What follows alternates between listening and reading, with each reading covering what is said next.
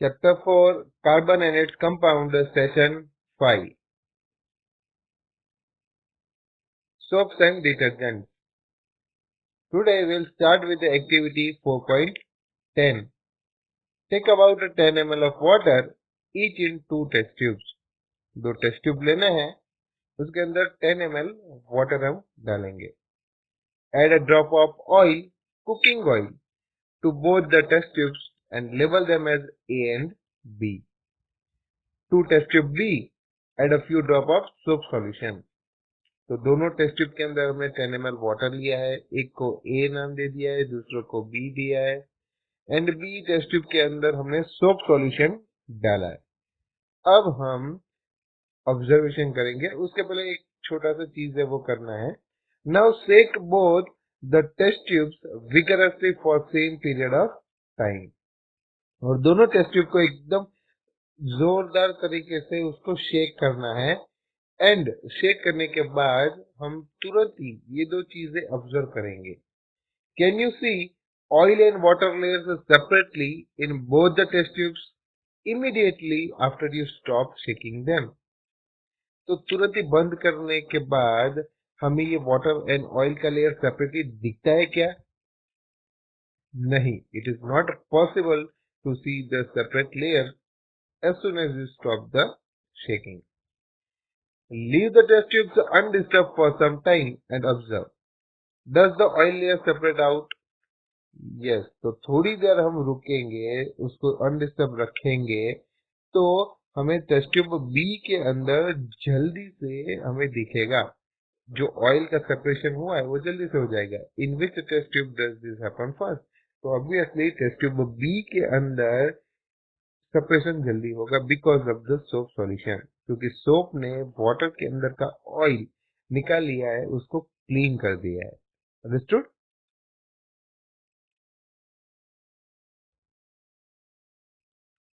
This activity demonstrate the effect of soap in cleaning. Most dirt is oily in nature and as you know, oil does not dissolve in water. तो ये जितने भी activity हमने की है वो activity 4.10, उसके अंदर हमारा इम्पोर्टेंट चीज था कि सोप का क्लीनिंग एक्शन, इस सोप कैसे क्लीन करता है वाटर के अंदर से ऑयल को, वो हमें देखना था. And that we have got the perfect result in the test tube B. जितने भी डर्ट होते हैं एक्चुअली वो सब ऑयली नेचर के होते हैं. तो बॉडी के ऊपर आप बात कर लो डर्ट की, या फिर कपड़े के ऊपर बात कर लो, कोई भी टाइप का डर्ट की, जनरली ऑयली होता है. तो हम सोप लगाकर हमारे बॉडी के ऊपर या बॉडी वॉश लगाकर, हेयर के अंदर शैम्पू लगाकर उसको प्रॉपरली क्लीन कर सकते हैं. एंड उसका रीजन है कि सोप मतलब ये जो मॉलिक्यूल्स है सोप के, तो वो बहुत ही अच्छी तरह से डर्ट को निकाल सकते हैं. कपड़े के अंदर भी सेम चीज है कि वो डर्ट को इजीली निकाल लेंगे. The molecules of a soap are sodium or potassium salts of a long chain carboxylic acid. The ionic end of soap interacts with the water while the carbon chain interacts with the oil. तो एक molecule जो है soap का, उसके अंदर sodium and potassium के salt होते हैं और साथ में एक लॉन्ग चेन होता है कार्बोक्सिलिक एसिड का.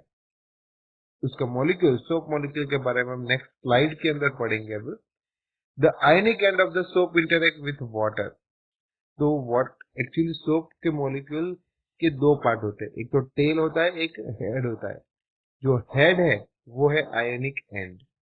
तो आयोनिक एंड वाटर के साथ रिएक्ट करेगा, एंड जो टेल है कार्बन चेन एक्चुअली उसको वो टेल बोलते हैं, that interact with the oil, वो ऑयल के साथ इंटरेक्ट रखेगा. The soap molecule thus forms structure called micelle, that is seen in figure 4.12, where one end of the molecule is towards the oil droplet while the ionic end force outside. This forms an emulsion in water. तो ये एक structure ऐसा बनेगा कि एक spear बनेगा जिसमें centre में ऑयल रहेगा एंड बाहर की तरफ ये जो माइसल बोलते हैं एक्चुअली माइसल फॉर्म होंगे. एंड माइसल्स क्या करेंगे कि कपड़े के अंदर, बॉडी के अंदर से ऑयल को या ये डर्ट को ऐसे पकड़ कर निकाल देंगे और फेंक देंगे बाहर. अंडरस्टूड? ऐसे होते हैं माइसल्स. यहाँ पे ऑयल है, फिर ये सोप का मॉलिक्यूल है, एक मॉलिक्यूल, ये है हाइड्रोकार्बन का चेन एंड ये है आयनिक एंड। तो ये आयनिक एंड वाटर के साथ रहेगा एंड ये जो हाइड्रोकार्बन का चेन है वो डॉट को फंसाएगा, पकड़ेगा। Understood? So this is nothing but the structure of myself. कभी भी आपको स्ट्रक्चर पूछे, माइसेल का स्ट्रक्चर एक्सप्लेन करना है, समझाना है, तो ये स्ट्रक्चर ड्रॉ करना है, कंपलसरी रहेगा, ये सेम स्ट्रक्चर ड्रॉ करो because it is given in the text book. The soap micelle does help in pulling out the dirt in water and we can wash our clothes clean. And इसीलिए soap के जो माइसेल्स form होते हैं जिससे हमारा body भी clean हो सकता है एंड क्लोथ्स भी हम क्लीन कर सकते हैं एंड वो डर्ट वाटर के साथ चला जाएगा या वाटर के अंदर ही रह जाएगा। सोप मॉलिक्यूल, तो चलो देखते हैं कि सोप मॉलिक्यूल कैसा होता है, स्ट्रक्चर कैसा है एक्चुअली इसका। तो एक तो यहाँ पे आगे ये जो पार्ट है वो एक लंबा सा चेन है हाइड्रोजन एंड कार्बन का एंड यहाँ पे पीछे एक पार्ट है वो है हेड, उसके अंदर C double bond N A plus ऐसा एक ग्रुप लगा हुआ है। हमने देखा कि सॉल्ट है, सोडियम सॉल्ट एंड यहाँ पे कार्बन का एक चेन होता है, आर मतलब कार्बन का chain, carbon chain, hydrocarbon chain can say. So this is the general formula of the soap. ये R bond C double O N A plus. Understood? So in place of this thing, this will become hectic if you write in all the you can say formulas. So you will generally replace this chain by this way, zigzag way, and at the end you can write like this. And the most simpler one is this one. One head with a zigzag line that shows the soap molecule. ये जो tell है, यहाँ पे इसको हम tell बोलते हैं ये चेन को, एंड यहाँ पे हेड है। तो टेल जो होगा वो हाइड्रोफोबिक होगा एंड हेड होगा वो हाइड्रोफिलिक होगा। हाइड्रोफिलिक जो हेड है वो वाटर के साथ सोल्यूबल रहेगा, हाइड्रोफोबिक जो एंड है वो ऑयल के साथ सोल्यूबल रहेगा।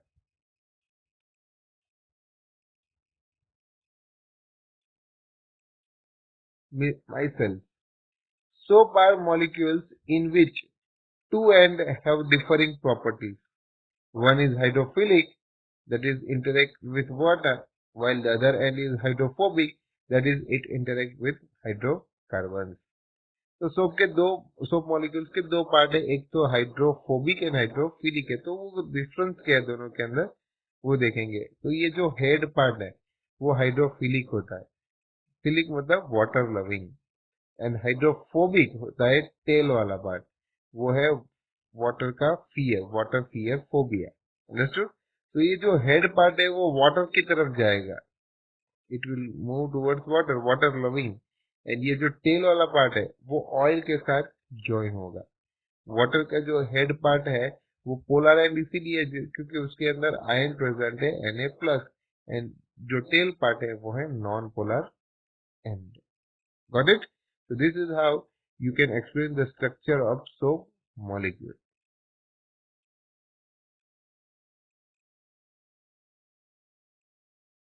When soap is at the surface of water, the hydrophobic tail of the soap will not be soluble in water, and soap will align along the surface of water with the ionic end in water and hydrocarbon tail protruding out of water. तो जब भी soap के दो part है हमने देख लिए soap molecule के, हाइड्रोफोबिक हाइड्रोफिलिक।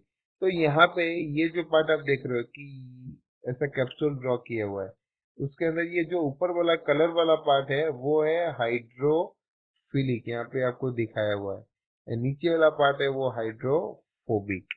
अंडरस्टूड? ये आगे भी यूज होगा नेक्स्ट स्लाइड के अंदर, तो प्रॉपरली देख लेना। ये ब्लू वाला पार्ट है हाइड्रोफिलिक, मतलब कि वाटर के साथ रहेगा, ये एंड पार्ट है वो है वाटर से दूर रहेगा, टेल पार्ट। तो यहाँ पे बात कर रहे हैं कि जो हाइड्रोफोबिक है वो वाटर से दूर रहेगा, hydrophobic tell will not be soluble in water, water से दूर रहेगा। Got it? एंड ये जो हाइड्रोफिलिक है, ठीक है, वो वाटर के साथ रहने वाला है। ये आपको चीज याद रखना है। Inside water, this molecule have a unique orientation that keeps the hydrocarbon portion out of the water. जब भी ये मॉलिक्यूल वाटर के अंदर जाएंगे तो सोप में जो हाइड्रोकार्बन का पार्ट है, चेन का पार्ट है, वो वाटर से हमेशा दूर ही जाएगा. Thus, a cluster of molecules in which hydrophobic tails are in the interior of the cluster and ionic ends are on the surface of the cluster, this formation is called micelle. तो myself अभी form होना start होंगे, तो वो form कैसे होते हैं, तो ये उसका आंसर है. तो पहले तो यहाँ पे दो पार्ट है सेल सोप मॉलिक्यूल के, हाइड्रोफोबिक एंड हाइड्रोफिलिक. तो हाइड्रोफोबिक जो पार्ट होंगे ये सेल में, वो हाइड्रोफोबिक पार्ट डर्ट के पास जाएंगे, वो हमें पता है, क्योंकि हाइड्रोफोबिक है, वाटर के साथ तो नहीं रहने वाले. तो धीरे धीरे धीरे जितने भी सोप के मॉलिक्यूल्स हैं उसमें से हाइड्रोफोबिक पार्ट डर्ट के अंदर घुस जाएंगे, अंदर ही रहेंगे. It will go inside the dirt. यहाँ पे आप देख सकते हो कि ये जो पार्ट है ऑलरेडी हमने देखा है, ये ब्लू वाला पार्ट ये इसके अंदर हाइड्रोफिलिक है, व्हाइट वाला पार्ट है वो हाइड्रोफोबिक है. तो हाइड्रोफोबिक सब चले गए डर्ट के पास. Soap in the form of a micelle is able to clean. Since the oily dirt will be collected in the center of the micelle stay in the solution as a colloid and will not come together to precipitate because of ion repulsion. And इसीलिए जितने भी मतलब ये molecules बनेंगे वो dirt के अंदर चले जाएंगे, उसके अंदर घुस जाएंगे एंड एक माइसेल का स्ट्रक्चर बनेगा, एक स्फीयर होगा जिसके अंदर सेंटर के अंदर ऑयल है और बाहर के साइड होंगे सोप के molecule. Thus, dirt suspended in the micelle is also easily rinsed away. The soap micelles are large enough to scatter light. Hence, a soap solution appears cloudy. तो ये जो डर्ट होगा जो वो है माइसेल्स, उसको पकड़कर बाहर निकाल देंगे एंड इजीली वो क्लीन हो जाएगा. या तो वाटर के अंदर ये डर्ट का पूरा माइसेल जो बना है वो वाटर के अंदर रह जाएगा, एंड जब भी वाटर के अंदर रहेगा तो वो वाटर को क्लाउडी बना देता है. अंडरस्टूड? यहाँ पे आपने माइसेल का ऑलरेडी एक बार स्ट्रक्चर देख लिया है. Again we will see the structure. This is how you have to draw the diagram of the myself.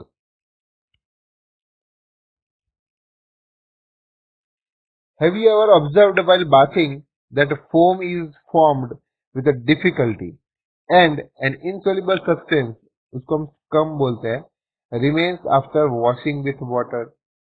तो बहुत बार ऐसा एक चीज हमें देखने मिलता है कि एक व्हाइट कलर का पाउडर जैसा लास्ट में बचता है, या नहाते हैं तो ज्यादा फोम नहीं बनता है, बहुत डिफिकल्टी होती है, या साबुन ऐसे वेस्ट हो जाता है, व्हाइट कलर का पाउडर होके ही नीचे गिरता है जब भी वाटर के साथ हम मिक्स करते हैं. तो ये रीजन क्या होगा, that we'll see. This is caused by the reaction of soap with the calcium and magnesium salts, which cause the hardness of water. Hence, you need to use a larger amount of soap. तो generally soap के अंदर calcium के water के अंदर calcium and magnesium salt रहते हैं. Already है ये magnesium and calcium salt water के अंदर. अब हम वो वाटर को यूज कर सोप, मतलब सोप से हाथ धो रहे हैं इन शॉर्ट. तो आपको मतलब कोई कोई सोप है ना, थोड़ा सा लगाते हो तो बहुत अच्छी तरह से फोम बना लेते हैं, कोई कोई सोप नहीं बनाते. तो यहाँ पे हम वाटर जो है वो ही खराब है, तो फोम नहीं बनते इजीली एंड आपको ज्यादा साबुन यूज करना पड़ता है एंड लास्ट में साबुन जल्दी खत्म हो जाता है. तो that is not the problem of the soap, वहां पे प्रॉब्लम है वाटर का. वाटर है हार्ड. तो पहले भी आपने सुना होगा हार्ड वाटर. तो हार्ड वाटर एक्चुअली हार्ड मतलब कि स्ट्रॉन्ग नहीं होता है, उसके अंदर ऐसे सॉल्ट प्रेजेंट होते हैं जो फोम इजीली नहीं बनाते हैं, उसको हम हार्ड वाटर बोलते हैं. अंडरस्टूड? तो अब उसका सॉल्यूशन है हमारे पास कि this problem is overcome by using another class of compound called detergents as a cleansing agent. तो जो डिटर्जेंट है वो यूज होगा मान लो कि एक वाटर है जो सोप के साथ हम इजीली फॉर्म नहीं बना सकते, तो डिटर्जेंट वहां पे जब आप यूज करोगे तो इजीली वो फोम बना लेंगे। Understood? And therefore, detergents are used for cleaning when the water is hard. Detergents are generally sodium salt of sulfonic acid or ammonium salts with the chlorides or bromides, iron, etc. Both have long hydrocarbon chains. Detergent के अंदर ये जो salts होते थे, तो वहां पे हमने देखा था सोप में sodium salt and potassium salt था। डिटर्जेंट के अंदर sodium salt of sulphonic acid होगा या फिर अमोनियम सॉल्ट होगा, and ammonium salt with chloride हो सकता है मे बी, और ब्रोमाइड आयंस भी हो सकते हैं। एंड ये सब आयंस के साथ साथ एक लंबा सा हाइड्रोकार्बन चेन तो होगा ही होगा। Understood? So this is how detergents are formed, and this is how it is different from soap. The charged end of this compound do not form insoluble precipitates with the calcium and magnesium ion in hard water, and thus they remain effective in hard water. तो जब भी ये जो compound है, ये detergent है, water के अंदर जो calcium and magnesium salt present होता है उसके साथ रिएक्ट नहीं करेंगे। रिएक्ट करेंगे तो प्रेसिपिटेट बनता है, मतलब वो व्हाइट कलर का पाउडर बनता है। रिएक्ट नहीं करेंगे एंड इसीलिए हार्ड वाटर के अंदर भी वो अच्छी तरह से इफेक्टिवली काम करता है, अच्छा सा फोम प्रोड्यूस करता है जिससे डर्ट इजीली हम क्लीन कर पाए। Detergents are usually used to make shampoos and products for cleaning clothes.